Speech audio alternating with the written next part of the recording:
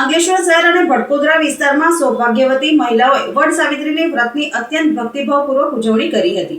અંકલેશ્વર શહેરના વિવિધ મંદિરો વડના ઝાડ નીચે સૌભાગ્યવતી મહિલાઓ દ્વારા વડ સાવિત્રીના વ્રતની શ્રદ્ધાભેર ઉજવણી કરવામાં આવી હતી। શહેરના રત્નેશ્વર મહાદેવ અને પંચાયતી બજાર ખાતે વડ સાવિત્રીના વ્રતની ઉજવણી કરી પતિના લાંબા આયુષ્ય માટે કામનાઓ કરવામાં આવી હતી। તેમજ અંકલેશ્વરમાં ભડકોદરા ગામ સહિતના સ્થળોએ વડ સાવિત્રીના વ્રતનું પૂજન અને અર્ચન કરવામાં આવ્યું હતું। શાસ્ત્રો મુજબ વટના વૃક્ષ નીચે બેસીને સાવિત્રીએ પોતાના પતિ સત્યવાનને પુનર્જીવિત કર્યા હતા। વડ સાવિત્રી વ્રત કરીને સૌભાગ્યવતી મહિલાઓ પોતાના પતિના લાંબા આયુષ્ય અને સુખ સમૃદ્ધિની કામના કરે છે। આ દિવસે મહિલાઓ વ્રત રાખીને વટવૃક્ષ પાસે જઈને વિધિવત પૂજા કરે છે।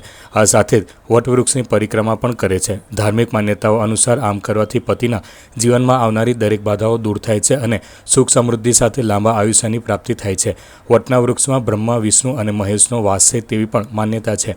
આથી અત્યંત ભક્તિભાવપૂર્વક આ પૂજન કરવામાં આવે છે। જય શ્રી કૃષ્ણ।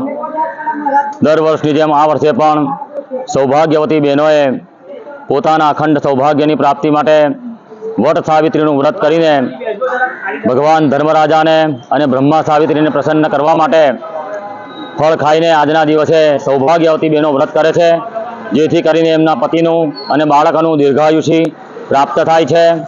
અને આજના રોજ સૂતરના દોરા વડે વડને પૂજન કરીને 4 વખત પ્રદક્ષિણા ફરીને પોતાના ઈચ્છિત કાર્યની પ્રાપ્તિ માટે આજે બ્રહ્મા સાવિત્રીનું પૂજન કરીને બેનો અખંડ સૌભાગ્ય 7 જન્મ સુધી પોતાના પતિને દીર્ઘાયુષી પ્રાપ્ત થાય એટલા માટે આ વ્રત પૂજન કરે છે।